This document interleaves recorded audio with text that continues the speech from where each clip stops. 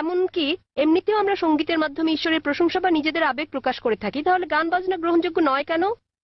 আপনি যদি ভেবে দেখেন, এটা আপনাকে দূরে নিয়ে যায় আল্লাহ সুবহানাহু ওয়া তাআলার জিকির থেকে, সর্বশক্তিমানকে স্মরণ করা থেকে। আমি ব্রাহ্মণ্যবাদের একজন অনুসারী, কিন্তু আমি ইসলামের অনেক কিছুই পছন্দ করি।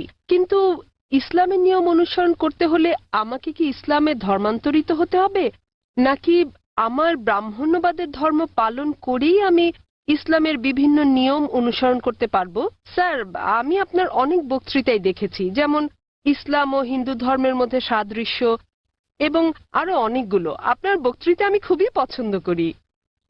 বোন খুব সুন্দর একটা প্রশ্ন করলেন।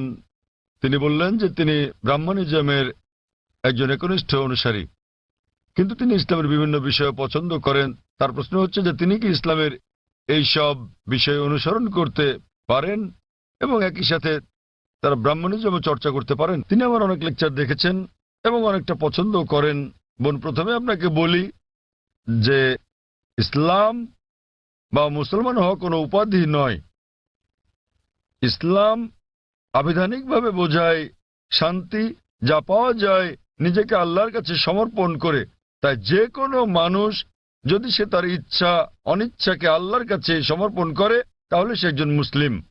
শুধুমাত্র মোহাম্মদ, জাকির, আব্দুল্লাহ, সুলতান, শাকির নাম হলে মুসলমান হওয়া যায় না, বা ফাতিমা, আয়েশা, এইসব নামগুলো আপনাকে মুসলিম বানাবে না।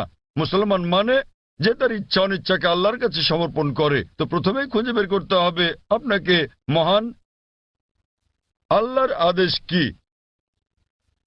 বোন বলেছেন যে তিনি ব্রাহ্মণিজমের একজন একনিষ্ঠ অনুসারী এবং তিনি ইসলামেরও বিভিন্ন বিষয় পছন্দ করেন। আর তিনি আমার অনেক টেপ, অনেক বক্তৃতা দেখেছেন যার মধ্যে ইসলাম ও হিন্দুইজমের সাদৃশ্য আছে। যদি এটা দেখে থাকেন তাহলে উত্তর দেওয়াটা আমার জন্য সহজ হবে, আপনার পক্ষে বোঝাটাও সুবিধা হবে।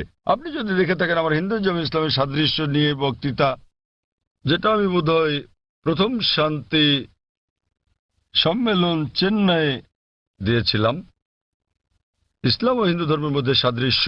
বোন, আপনি যদি ভেবে দেখেন, এমনকি যদি হিন্দু ধর্মের বইগুলোও পড়ে থাকেন, হিন্দু ধর্মগ্রন্থগুলো বলে যে নিজের ইচ্ছাকে ঈশ্বরের কাছে সমর্পণ করবেন।